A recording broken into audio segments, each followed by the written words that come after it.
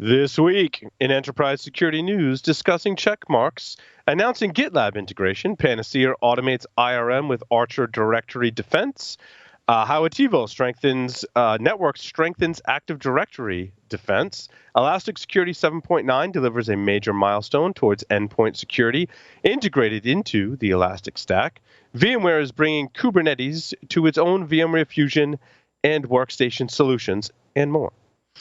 In our second segment, we welcome Quan Lin, the principal data scientist at Rapid7, discussing the Under the Hoodie report. That's right, all about the statistics and metrics from the penetration testing performed by Rapid7's team. In our final segment, we welcome Patrick Carey, the director of product marketing at Synopsys. He'll talk about building security into applications development and some more recent developments in that development lifecycle. So stay tuned for all that and more on this episode of Enterprise Security Weekly. This is Security Weekly, for security professionals, by security professionals. Broadcasting live from G-Unit Studios in Rhode Island, it's the show where we talk security vendors and aren't afraid to name names. It's Enterprise Security Weekly. Today, every business is a digital business. Most of us are migrating workloads to the cloud, adopting DevOps tools, rolling out RPA software, and supporting a remote workforce. While opportunity is great, so is the risk of advanced cyber attacks. Many high-profile breaches start with a compromise of privileged credentials. CyberArk is the #1 leader in privileged access management. Talk to CyberArk today to secure privileged access for humans and machines across hybrid and cloud environments and on endpoints. Learn more at securityweekly.com/CyberArk and stay one step ahead of the attackers. Detecting and responding to threats in the cloud is harder than doing it on-prem. Even when you do have the visibility you need, legacy security workflows weren't designed for the speed and complexity of cloud environments. Cloud-native security solutions from ExtraHop are purpose-built to spot threats across the hybrid attack surface, provide detailed investigation steps, and help you automate response. Request your 30-day free trial at securityweekly.com/ExtraHop. Welcome to episode 196 of Enterprise Security Weekly for August 26, 2020. I'm your host, Paul Asadorian, joined, well, I'm remote. I'm in the underground cave. From a much nicer set, Mr. John Strand is here with us. John, welcome. Oh, now we can't hear John again. Yep, his battery's died again. That's it. Matt Alderman's also here with us with a much nicer set than I'm on. Well, that's because I got to build this one when I built the new house, so yes. I don't have any excuses. Matt John's back. Matt doesn't have a man cave. He has a Matt cave. It's his whole house. Matt cave, yes. I do kind of have a man cave. It's the wine cellar downstairs, but I'm saving that for a PSW episode at some point when I have to join remotely or take over for you. I'm thinking about using the wine cellar to record that show. So. That sounds awesome. It kind of makes me think I just need to build like a wine rack behind me, actually. That's actually a really good idea. Not a bad idea. Make our sets useful, right? Right. Well, I'm still trying to figure out if that's a machete or a chainsaw behind your head. It's actually a Chinese broadsword. Closer to a machete, but can be used as a chainsaw. That's good to know. Yes. That one is it's not sharpened. It's just for fancy showing off, basically. It's very floppy. In any case, our next technical training is tomorrow, August 27th. You're going to learn about boot hole, SIG Red, and SMB bleed, SM bleed, I should say, and how to effectively prioritize and remediate vulnerabilities. Also learn how to extend the enterprise network for remote workers and protect your home network on September 10th. Go to securityweekly.com/webcast and securityweekly.com/on-demand to get the previously recorded ones. On to the news for this week. Where did you gentlemen like to start? Oh, could we go straight into the Corelight one? Yeah, let's do that. That was Matt's story. Yeah, I mean, I get these announcements when they pop across, and both of these hit, I think, yesterday. And I said, I got to throw these in here because by next week, it's old news for BSW. So. Yeah. What do you think, John? So I, as you guys know, I'm a huge fan of Corelight, a huge fan of Zeek. The fact that they give as much back to the community as they do. They played everything right, and then COVID hit. One of my concerns with Corelight when you're looking at it is it's really, really cool for that network traffic aggregation and analysis perspective. But whenever you're looking at the endpoint, how do you deal with that whenever you have all of your users now living and working at home? And how does that work? Especially because most organizations are allowing split tunnel VPN. You're not bringing all that traffic back through where it's being analyzed. So I think that not just Corelight, but anybody in this space, us included, by the way, at Active Countermeasures, are working very hard to try to find ways that you can actually create hooks to do the level of analysis that you would get with Corelight from an endpoint. So that's one of the things I'm hoping that they kind of bring that focus to, because if Corelight's going to survive, they're going to have to find a way that you can get better analysis with the end user, especially when they're not on a protected network anymore with that zero trust methodology. The other thing that I think is important, if you're looking at this as an issue, there's some really cool utilities that you can get where you can convert Sysmon into Zeek format. So if you're looking at trying to implement Corelight and you have people that are remote, but you're using Sysmon, Salesforce has a tool that's called literally, I think it's Sysmon to Bro, actually, Sysmon-Bro, where you can convert the Sysmon data into Bro log format. They haven't switched the name to Zeek yet. So if you're looking for Corelight style functionality and analysis on the endpoint, that's one possibility. And the other possibility for organizations is Elastic has something called packet beats, where packet beats will allow you to put a sniffer on your system and pull that connection information that's useful to you back to an Elastic instance. So there's a lot of cool things that Corelight can do, and I'm just hoping that they continue to move forward in this area because they have to. Well, I mean, that's what I was thinking of, John, in that integration. There's a beat for that produces Zeek logs. I think I was asking Mike from Elastic about this, I think on the last PSW, but I mean, basically you need something on the endpoint collecting those packets either in Zeek native format or some other format that gets converted down the line, and then you can do all of your analysis at a central console point, right? It's just figuring out that endpoint piece. You do, but you do lose some fidelity. So if you're looking at like Sysmon, you're not going to get connection end time, you're not going to get the amount of data transfer. So that's a little bit of a problem. Packet beats is really, really, really cool, but you have to use some BPF filters so you can capture all the traffic leaving an endpoint, not just specific calls that are interesting. So this is a huge space, by the way. Watch this space. We're talking about network security monitoring, but on the endpoint for the remote user, that's going to be huge moving forward. So this is where I think this announcement gets really interesting in putting Brian Dye as CEO because of his endpoint experience, both at McAfee and Symantec, right? I think now, as you say this, John, this starts to make a little more sense to me. As the chief product officer, but with a lot of endpoint experience, is Brian in a better position to move the Corelight team forward in the integration of some of this endpoint into the overall solution? The other angle that I thought about here also is their open source community. So, supporting the product and product feature and capabilities are important. Having somebody like Brian Dye, who was also running product, also potentially makes sense. You always have this really interesting discussion about what type of CEO do you want running an organization? Do you want a technical product guy? Do you want a sales and marketing person? They chose the product route, and maybe for the right reasons. Well, and this also allows them, hopefully, we'll see what they come up with, but this allows them to create more daylight between their open source product and their commercial product. Honestly, if you're looking at the open source product, it's going to work for a huge percentage of companies that are out there today. Whenever you start getting above gig networks, start getting into 5, 10, 15, 20, 100 gig networks, there are very few people out on the face of the planet that can handle that, and Corelight can.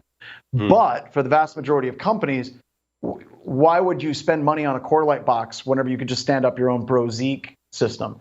But if you're now looking at moving towards that endpoint space and that product, that now gives you the capability of creating a further differentiation between your commercial product and what you're giving away for free. So I think that there's a lot of cool things that he can do. They've got good valuation. They got good money in the bank. They have a hell of a product. It's just, how are they going to remain and stay relevant moving forward over the next 5 years? That's going to be the trick. And what do they call the zero trust networking model, where there is no perimeter anymore? Yep. A couple of announcements. Sumo Logic is filing for the first cybersecurity IPO of 2020. Is that accurate? That is accurate. Yes. Let that sink in. Let that sink in for a little bit. So, yeah, right. Let it sink in because the last IPO was September of 2019. Guess when September is? Next week. It's been a year. Yeah. And Sumo Logic 2 years ago was kind of priming the pump for going public. So this obviously would have been sooner if it wasn't for COVID, I think. Yeah, probably. I mean, and every time a company goes public like this, my heart is happy because it shows the people behind the company weren't necessarily trying to find the exit of trying to sell as quickly as possible. It really shows that they were trying to do the right thing. And I know some people at Sumo, it's a great company. It's a great product. So congratulations to them. Yeah, I agree, John. I like seeing it grow to the point where you can IPO. I think that's cool. And I think they were in a position. I mean, if you look at the revenue numbers at the end of fiscal year 2019, they were 103.6 million in revenue. And that's kind of, 100 million is kind of that magic number. You know, now they're 155.1 million in their current fiscal year. So, I mean, obviously they probably delayed this a little bit due to the market issues during COVID. But look, the market's recovered. So now is probably a really good time for them. This will be a really good IPO, hopefully, for the security space, but also just to see, kind of what that next set of market trends are going to be. Because, I mean, we still have an election coming up in November, so, get it done now. I also thought it was interesting. This company called Cyware Labs raises 10 million. It's a cybersecurity collaboration platform. I mean, in today's world, when working remotely, I can certainly see that, but kind of interesting that it's very specific to cybersecurity in a collaboration platform.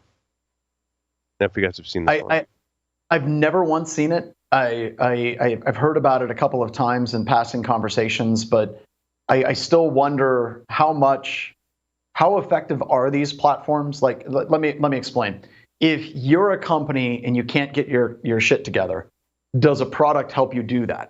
Or are we seeing companies that are effective with these tools, companies that had the skill sets in place that they would have been effective anyway, either way, this just basically makes them more effective or shortens that time?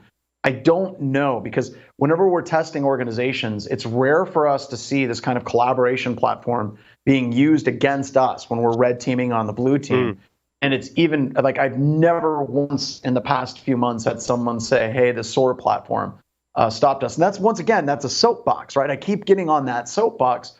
But I think if you're an organization, you think that you're going to buy a product like this and it's just going to fix your problems, you're really delusional. A lot of architecture, a lot of groundwork has to be done before you start implementing a solution to make sure that you have those skills and those capabilities in place before you even get started. So I'm always curious John, about it.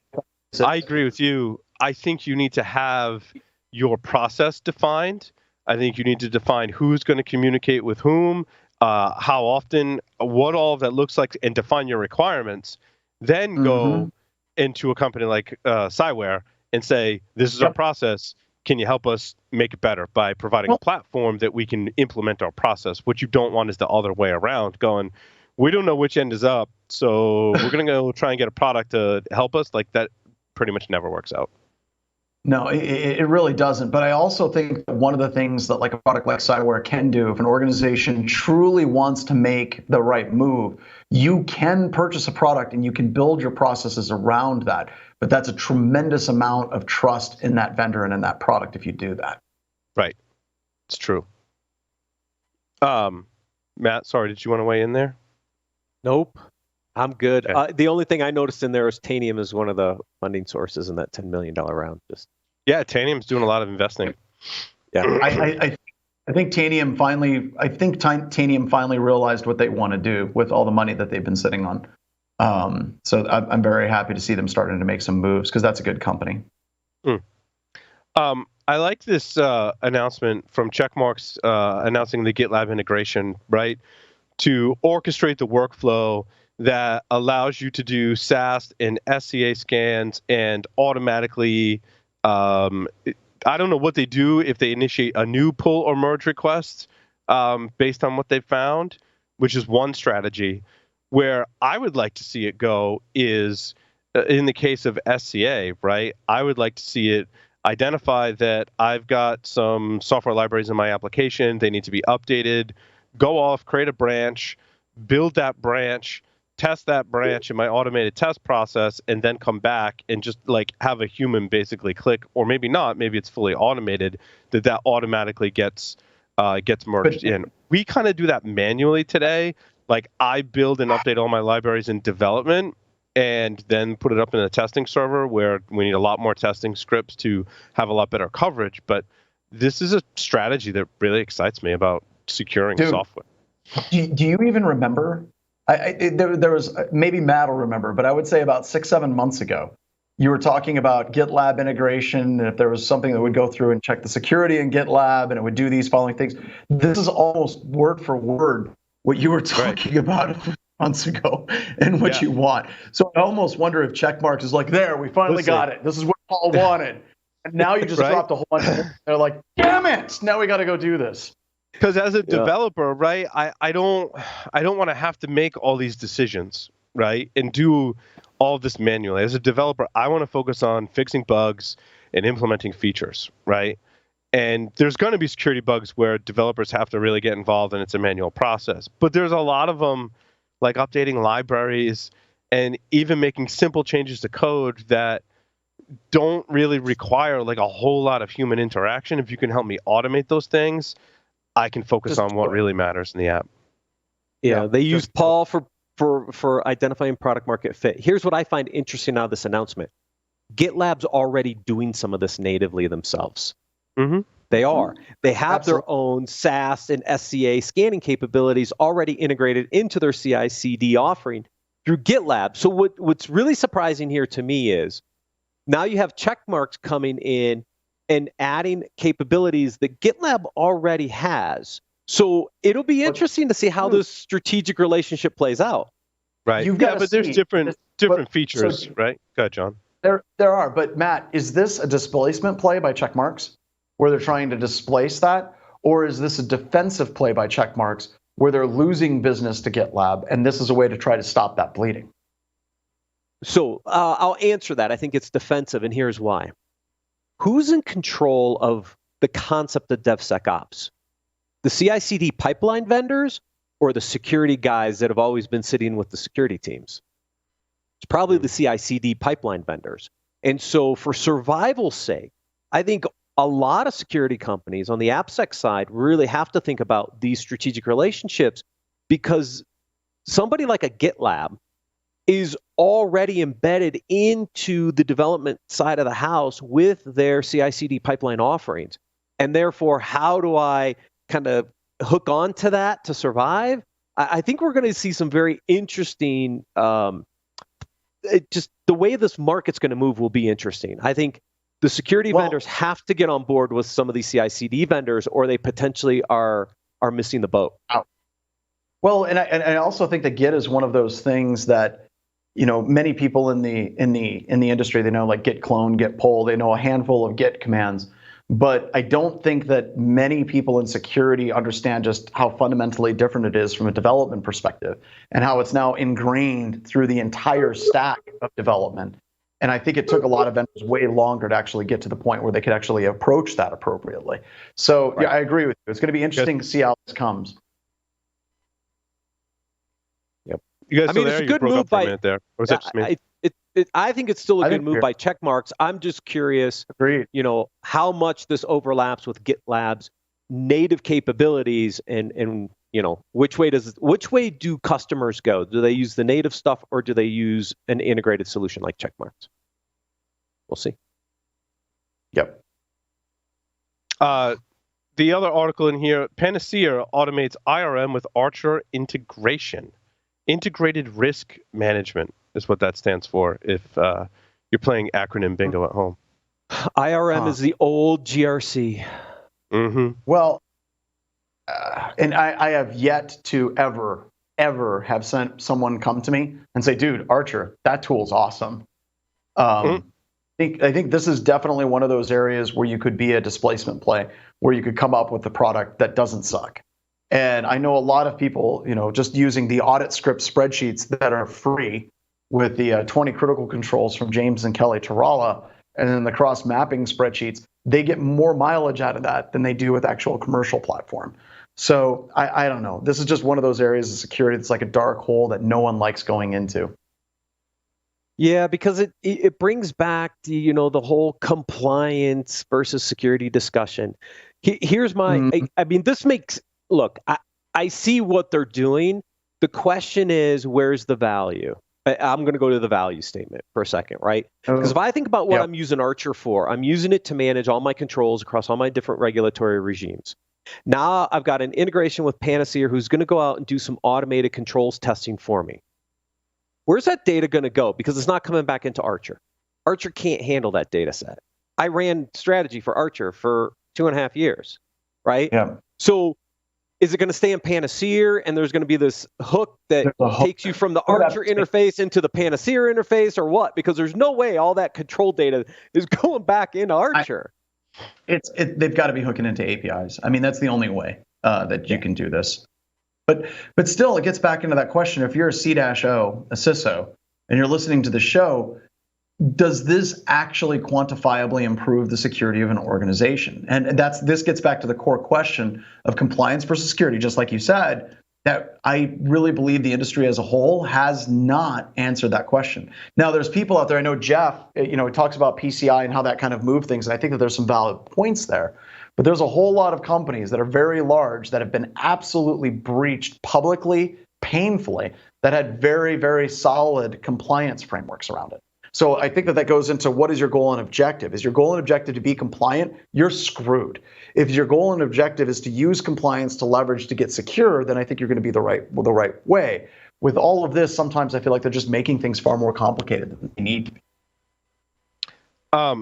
I wanted to talk about Attivo Network's AD Secure. Yes. I wanted to get your guys' take on this. So the quote that it really sticks out for me that really piques my interest is AD Secure breaks out from the traditional approach to deception that is in the company's other products to protect IT assets. Instead of laying decoy traps and obfuscating the bait among real credentials or artifacts, the company has instead chosen to simply deny the attacker the ability to see and touch AD altogether. How does that work? So I have no freaking clue. Okay. I don't know. Like this gets into like seriously. We'd have to sit and look at the product. Part of me wants to say they're full of crap, but I know people at Attivo, so they're not idiots. But I honestly don't know. I do know the deceptions and the traps work. We see that in our pen tests today, where people will be running these accounts. There was a problem with some of them, like Javelin Networks, and I think Attivo for a brief period of time. Whenever they would create like fake accounts, they'd have a last logged in time of like January 1st, 1970. They'd never been logged in, so that was a way to detect and avoid. But a lot of that stuff has been fixed. The biggest problem I have with this entire article is it doesn't move the needle for Attivo. It doesn't scratch any itches for anybody. I really think that they're missing the point, and the point that they should be focusing on is MITRE Shield. Have you guys heard of MITRE Shield? Yeah, I have. Okay. Refresh my memory though. So Paul, we started this active defense cyber deception thing like 7 years ago, right? MITRE now has an entire platform. If you do shield.mitre.org/attack_mapping, they're actually taking all of the different attack tactics in MITRE, and they're specifically talking about deception tactics to counter those attack tactics. So cyber deception is now part of the MITRE framework whenever you're talking about defense. And I talked with MITRE about this. We're going to be doing some webcasts and some things further on down the road. But if I was a vendor right now in this space, like if you're talking about a BAS vendor for adversarial simulation, if you're talking about vulnerability management vendors, everyone's banging on the MITRE drum. I don't understand why these cyber deception vendors aren't screaming this from the top of the hilltops, because this is actually getting some level of validation from MITRE that there is value in cyber deception. And they really need to try to tie that in a lot more. So that was one of the things I read this article. I got all excited. I'm reading through it. And I'm like, there's nothing here that's going to get a CISO excited and say, yeah, we need to do this, because they've already got products that are trying to deny the attacker certain attack tactics. if you're going to implement deception, you're going to spend money on deception, there has to be a value statement, and there also needs to be kind of a third-party validation that there's value in doing cyber deception. And that now exists, and I haven't seen these vendors actually talking about it yet. Yeah, I really liked the piece of the article that I read from, and when you get to the hands-on, it doesn't give me enough meat to really make me want to take the next step, which I think is a shame, because I think there obviously are very smart people that work for Attivo, and they probably have something here that's really, really good, and I want to know more, right? Because I think these advanced protections in Active Directory are super useful in the enterprise today, right? I mean, even if it's not going to catch every advanced adversary on the planet, you're still going to increase your chances of detecting everyday breaches, a lot of the other stuff, and you're decreasing your attack surface, right? Yep. And once again, these guys are not idiots, right? Like, I would discard this if it was a lot of other companies, but Attivo is very solid. They have very, very sharp people working on it. So there's probably something really cool here that we need to look into some more. Agreed. Let's see. That wasn't all that interesting. Elastic Security 7.9 delivers a major milestone toward endpoint integrated into Elastic Stack. Mike talked about this on Paul Security last week. It's really cool stuff. MITRE ATT&CK framework overlaid in here, right? Sorry, go ahead, John. I was just saying Elastic is crushing it lately. Yeah. It's really, that coming together of endpoint security and your SIEM and analyzing events and even threat intelligence, right? And really being that one platform that can get you there. And what I like about the Elastic approach is they're market leaders in data analysis in the context of security, and they bought the best of breed in endpoint technologies. There was a lot of alignment between those two companies. And so now, rather than having a newer company build it themselves or, acquire a mediocre endpoint vendor, I think that they've got a really good strategy in integration, right? And they're still working on integrating it all together. But I think they're doing a really good job of that. And the Beats functionality, I think, also gives them a significant advantage in the marketplace as well. Absolutely. Paul, you've been talking about the Enchanted Quadrants forever. Here's kind of one of the first vendors that's really kind of pulled them all together in one. We've been waiting for this announcement. We knew that once Endgame was acquired by Elastic, it was going to take some time to get the stuff integrated into the stack. Here's kind of the first milestone.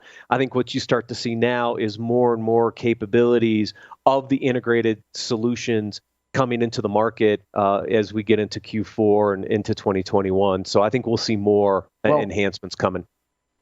And let's talk about that integration that I think is really important. Let's look at Splunk 7-8 years ago, right? One of the powerful things about Splunk is they got the community behind it, and there was a lot of people writing cool crap for Splunk. And that really helped drive Splunk in the industry. Rather than just saying it's a product, it became something a lot bigger, right? And right now we're seeing Elastic basically take that crown from Splunk. You have a bunch of people out in the community that are writing, like the Sigma project can take alerts and convert it into Elastic. And you have a lot of people that are getting behind the open source project, creating projects like Security Onion, SoftElk, Helk. These are all built on that ecosystem, and it's being created by the community as a whole. And I think that really helps propel a company. Instead of just being a product, it becomes a movement. And that's really what we're seeing with Elastic right now. And part of this announcement, John, is Windows and Mac OS now you can get the malware prevention for free. So you can basically stand up a limited, but stand up this stack from Elastic with the endpoint security completely for free, which is awesome. Yep, just built right into it. One last thing, VMware brings Kubernetes to its VMware Fusion. I read this differently as someone, I don't know what happened to the article, if it was called something different. But basically someone selected, I thought it was VMware and Kubernetes, like VMware's implementation of Kubernetes, which would make sense for them. They have to do something to stay relevant in a containerized orchestration world. VMware has to do something in this space, right? They do. I mean, you could see a ton of virtual machine revenue, falling to the wayside as people continue to move into the cloud and run different services. They have to have a long-term play when it comes to orchestration and containerization, and they're going to have to do some of this stuff. Yeah, a tighter integration with Kubernetes is really awesome, right? Like, you can run local Kubernetes clusters using containers as nodes. Like, it sounds like more tightly coupled of using VMware's virtualization technology to spin up a Kubernetes stack for developers and for a workload on a server, right?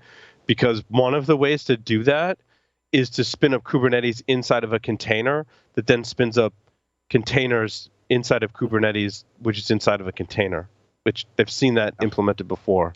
I thought that was interesting. I would kind of like to see what that would look like in VMware's environment, because I got a question. Containers is weird.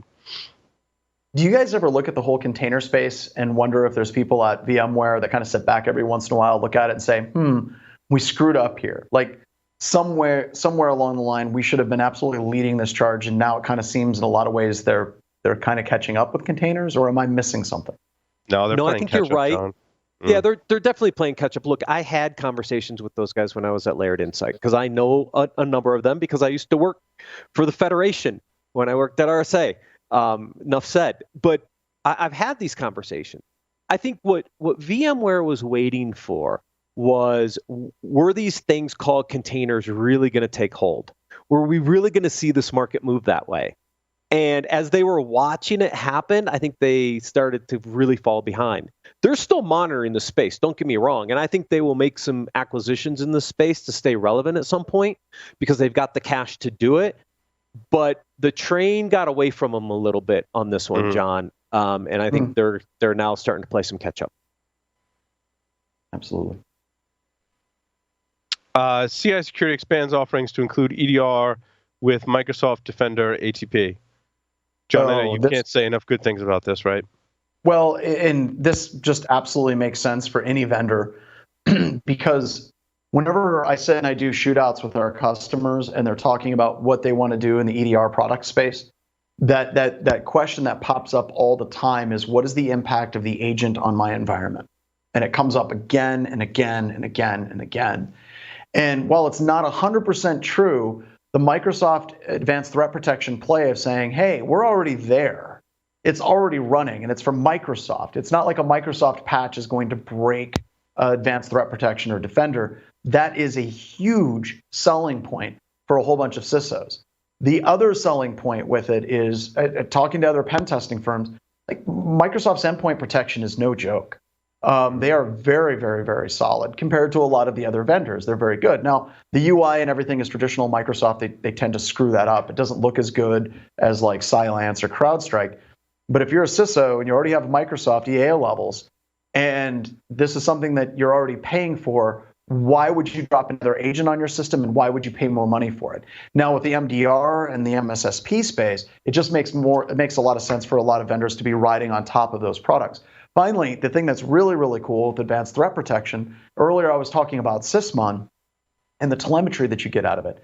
With Advanced Threat Protection being dumped into like Sentinel, you can actually get a lot of that exact same data that you would get from Sysmon in the Microsoft EDR product. So this scratches a whole bunch of itches for organizations, and I also think it makes a better offering for a lot of MDR vendors than what they're working with trying to do a whole other product in the environment.